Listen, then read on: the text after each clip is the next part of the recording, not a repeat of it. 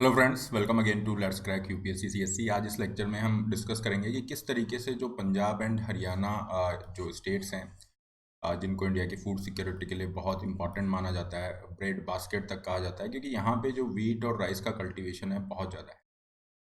तो और central government की तरफ से काफ़ी खरीद भी की जाती है, जिसके द्वारा हम जो राशन की दुकानों पे सप्लाई हो रहा है, तो उसके अंदर एक बहुत इम्पॉर्टेंट इनका कंट्रीब्यूशन हमेशा से रहा है। लेकिन यहाँ पे पिछले कुछ दशकों से अगर हम बात करें, फॉर द लास्ट 2 डिकेड्स इनका जो कंट्रीब्यूशन है थोड़ा कम हो रहा है। सेंट्रल गवर्नमेंट का भी जो है प्रोक्योरमेंट डाइवर्सिफाई हो रहा है, मतलब दूसरे स्टेट्स भी यहाँ पे कंट्रीब्यूट करते हुए दिख रहे हैं। लेकिन इस लेक्चर में हम डिस्कस करेंगे कि किस तरीके से जब डिफ़िकल्ट टाइम हम फेस कर रहे हैं, स्पेशली हमारा मानसून अगर कम है, जैसे इस साल अल नीनो ईयर है, उस कॉन्टेक्स्ट में कैसे पंजाब और हरियाणा जो है हमारी इंडियन इकोनॉमी के लिए एक तरह के सेवियर की तरह काम कर सकते हैं। ठीक है, इंडिया की इकोनॉमी को काफ़ी जो रिस्क है उससे बचा सकते हैं। तो will be discussing in this context कुछ इंपॉर्टेंट इसमें चीज़ें रहेगी कि इंडिया के जो लार्जेस्ट वीट प्रोड्यूसिंग स्टेट्स हैं या फिर राइस प्रोड्यूसिंग स्टेट है, कौन से हैं, कहाँ से कितना प्रोक्योरमेंट हो रहा है, और जो पॉलिसी इंप्लीकेशन है लास्ट में उसको भी डिस्कस करेंगे, जो मेंस ओरिएंटेशन। चलिए शुरू करते हैं। मेरा नाम है राहुल भारद्वाज, और इस सेशन का जो पीडीएफ है उसके रिगार्डिंग आप इस टेलीग्राम चैनल पे मुझे फॉलो कर सकते हैं। इसके अलावा अनअकैडमी पे फ्री क्लासेस के लिए, फ्री स्पेशल क्लासेस के लिए नीचे दिए गए लिंक पे आप मुझे फॉलो करिए। देखिए यहाँ पे इन्होंने इस ग्राफ के माध्यम से दर्शाया कि 2003-4 के अंदर अगर हम देखें तो वीट का जो टोटल प्रोक्योरमेंट हो रहा है, प्रोक्योरमेंट कर रहा है सेंट्रल गवर्नमेंट जो FCI food corporation of India के माध्यम से, तो 2003-4 में लगभग 85% जो है वीट का प्रोक्योरमेंट कहाँ से हो रहा था? अकेले पंजाब और हरियाणा से। इनका जो परसेंटेज था सेंट्रल पूल के अंदर 85% था। This is huge. Over the years कम हुआ, और पिछले कुछ साल में तो ये बहुत नीचे चला गया, 60 के नीचे भी चला गया था। लेकिन अभी हम वर्तमान में देख रहे हैं 2022-23 के लिए 70% के आसपास। Still it is 70%। और इसका मतलब कोई दूसरे और स्टेट्स हैं जहाँ पे ये कल्टीवेशन हो रहा है वीट का, वहाँ से भी सेंट्रल गवर्नमेंट खरीदारी कर रही है, तो ये एक अच्छी बात है। दूसरी तरफ अगर हम देखें, राइस का जो प्रोक्योरमेंट है पहले 44% के आसपास था, अभी घट के ये 28-29% पे रह गया है, तो ये भी काफ़ी कम देखा जा रहा है। तो ये जो डिक्लाइनिंग ट्रेंड हमें देखने को मिल रहे हैं, ये हमें इशारा कर रहे हैं कि और बहुत सारे स्टेट्स हैं जहाँ से सेंट्रल गवर्नमेंट प्रोक्योर कर रही है, मतलब अपने प्रोक्योरमेंट को, अपनी खरीद को डाइवर्सिफाई कर रही है। सेंट्रल गवर्नमेंट को क्यों खरीदना होता है? क्योंकि नेशनल फूड सिक्योरिटी जो एक्ट है उसके अंतर्गत भी ये फूड सिक्योरिटी जो एक्ट है के अंतर्गत भी ये है कि आपको जो है लगभग 80 करोड़ लोगों को सब्सिडाइज फूड ग्रेन देना है। 2 रुपये किलो गेहूँ है, 3 रुपये किलो चावल है, तो सेंट्रल गवर्नमेंट के पास यहाँ पे पूल रहना चाहिए। और फिर बफर स्टॉक का भी ये एक प्रोविज़न है कि अगर कुछ भी ऊपर नीचे होता है तो काफ़ी आपके पास बफर स्टॉक भी रहना चाहिए, मार्केट में सप्लाई को आप कंट्रोल करके प्राइसेस कंट्रोल कर सको, सप्लाई बढ़ा के प्राइसेस कंट्रोल कर सको। लेकिन अब ये डाइवर्सिफिकेशन जो हो रहा है, तो उस तरफ ये हम थोड़ा देखते हैं, और किस तरीके से अगर कुछ भी इश्यूज होते हैं, जैसे इस बार माना जा रहा है कि अल नीनो जो है ख़राब मानसून पिछले कई सालों से लेके आया है, तो इस बार भी अगर मानसून रेनफॉल कम होता है, डेफिशिएंट होता है, तो फिर ये स्टेट्स काफ़ी हेल्प कर सकते हैं। देखिए डाइवर्सिफिकेशन में क्या हो रहा है, आप देखेंगे जो राइस का प्रोक्योरमेंट है आज भी पंजाब से ही हो रहा है सबसे ज़्यादा, बट स्टिल यहाँ पे तेलंगाना जो है ये एक क्लियर जो है विनर के रूप में आप देख सकते हो, काफ़ी ज़्यादा है। और फिर आंध्र प्रदेश है, छत्तीसगढ़, उड़ीसा, ओके, उत्तर प्रदेश, ये भी यहाँ पे कंट्रीब्यूट कर रहे हैं along with Haryana and all. तो काफ़ी सारे ये स्टेट्स यहाँ पे ऐड हुए हैं। पहले ये होता था कि हाँ आंध्र प्रदेश, ओके, तमिलनाडु के पास एक एडेड एडवांटेज था, लेकिन अभी बहुत सारे नए स्टेट्स भी ऐड हो गए हैं राइस प्रोक्योरमेंट के अंदर, जहाँ से सेंट्रल गवर्नमेंट खरीद कर रही है। इसी तरह की स्थिति हमें वीट प्रोक्योरमेंट में भी मिलती है, जहाँ पे आप देखेंगे कि ये प्रोक्योरमेंट है, प्रोडक्शन नहीं है कि सबसे ज़्यादा प्रोडक्शन कहाँ हो रहा है, इसको कंफ्यूज मत करिएगा। प्रोक्योरमेंट मतलब सेंट्रल गवर्नमेंट की खरीद की बात कर रहे हैं। अभी सेंट्रल गवर्नमेंट सबसे ज़्यादा जो वीट का खरीद कर रही है, प्रोक्योर कर रही है, पंजाब से है, फिर एमपी यहाँ पे है, फिर हरियाणा है, यूपी, राजस्थान, इस तरीके से आप देखेंगे कि वर्तमान में तो ये काफ़ी डिफरेंस यहाँ पे क्रिएट हो रहा है। लेकिन 2019-20 एक ऐसा साल था जहाँ पे मध्य प्रदेश ने पंजाब को भी टेक ओवर कर लिया था, मतलब मध्य प्रदेश से ज़्यादा खरीदारी यहाँ पे हुई।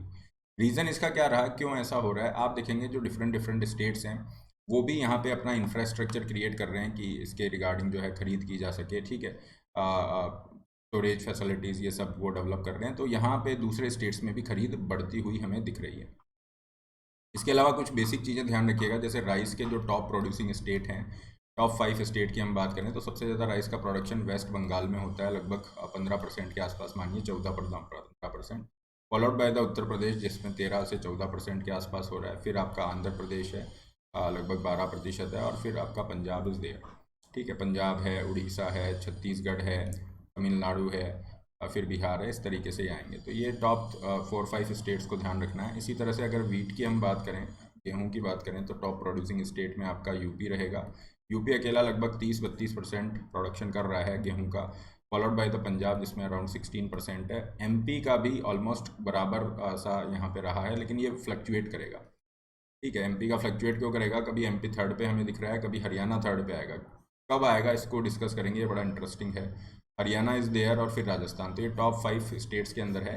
जब बारिश अच्छी हो रही है तो हम देखेंगे कि ऐसे स्टेट्स जहाँ पे इरिगेशन की फैसिलिटीज़ ज़्यादा अच्छी नहीं है वो भी अच्छा करेंगे। तो एमपी के अंदर भी अच्छी प्रोड्यूस यहाँ पे हमें देखने को मिलेगी, राजस्थान में भी अच्छी प्रोड्यूस हमें देखने को मिलेगी। लेकिन अगर बारिश का यहाँ पे डेफिसिट है, मतलब रेनफॉल डेफिसिट है, जैसा कि हम देख रहे हैं इस बार माना जा रहा है कि हाँ कोरोना सॉरी जो एल नीनो है उसकी वजह से। एल नीनो में क्या है, जो पैसिफिक है उसकी कंपैरेटिवली वार्मिंग होती है, गर्म होता है। तो इसकी वजह से हम देखते हैं कि जब भी एल नीनो होता है, जो कि इस बार शुरू हो चुका है, इंडिया के अंदर सब नॉर्मल रेनफॉल देखने को मिलता है। मतलब जो नॉर्मल रेनफॉल है उसके कंपैरिजन में कम बारिश हमें देखने को मिलती है। तो 2014, 15, 18 में ऐसा हुआ, और इस बार भी माना जा रहा है कि सब नॉर्मल मानसून होगा। तो इसका इमीडिएट इम्पैक्ट तो राइस के ऊपर होगा, खरीफ की क्रॉप है। तो उन स्टेट में जहाँ पे जो मानसून बारिश के ऊपर डिपेंड है, रेनफॉल पे अपने इरिगेशन के लिए डिपेंड है, वहाँ पे प्रोडक्शन कम होगा। और इसी का एक्सटेंशन हमें रबी क्रॉप मतलब वीट के ऊपर भी देखने को मिल सकता है। इस कंडीशन के अंदर अगर हम बात करें तो फिर ये जो स्टेट्स हैं पंजाब हरियाणा, जहाँ पे रिलायबल जो है क्या है, इरिगेशन फैसिलिटीज़ हैं, इरिगेशन फैसिलिटीज़ यहाँ पे रिलायबल हैं, तो ये स्टेट हमारे लिए सेवियर का काम कर सकते हैं। क्योंकि हमने जब भी देखा है, जब भी लो रेनफॉल हो रहा है तो इन स्टेट्स की प्रोडक्शन पे ज़्यादा अंतर नहीं पड़ रहा है। क्यों नहीं पड़ रहा है? क्योंकि यहाँ पे इरिगेशन फैसिलिटीज़ अच्छी हैं, इलेक्ट्रिसिटी सप्लाई है, इलेक्ट्रिक ट्यूबवेल्स अकेले पंजाब में 15 लाख हैं। और पंजाब का अगर इस साल भी देखें तो काफ़ी ज़्यादा एरिया यहाँ पे अंडर कल्टीवेशन है, और यहाँ पे लोगों को प्राइस रिस्क भी नहीं है क्योंकि एमएसपी पे खरीद ऑलरेडी काफ़ी है। तो पंजाब में पैडी राइस का कल्टीवेशन काफ़ी अच्छा होगा इररेस्पेक्टिव ऑफ लो रेनफॉल।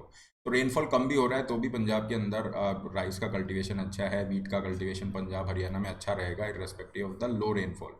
अभी अल नीनो शुरू हुआ है तो रिस्क है कि ऐसे बहुत सारे स्टेट जो बारिश पे डिपेंडेंट हैं बहुत ज़्यादा अपने इरीगेशन के लिए, तो वहाँ पे अगर प्रोडक्शन कम होगा तो उस केस के अंदर पंजाब हरियाणा एक तरह से सेवियर स्टेट्स के रूप में काम करेंगे कि प्रोडक्शन कम ना हो जाए, कि प्राइस ज़्यादा ना हो जाए। क्योंकि अगर प्राइस ज़्यादा होगी फिर इन्फ्लेशन होगा और पूरी इकोनॉमी को नुकसान पहुँचेगा। तो उस कॉन्टेक्स्ट में यहाँ पे पंजाब हरियाणा की तरफ से जो कल्टीवेशन किया जा रहा है वीट राइस का, उसको सपोर्ट करती हुई ये पूरी हमारे पास जो है डेटा रहा है।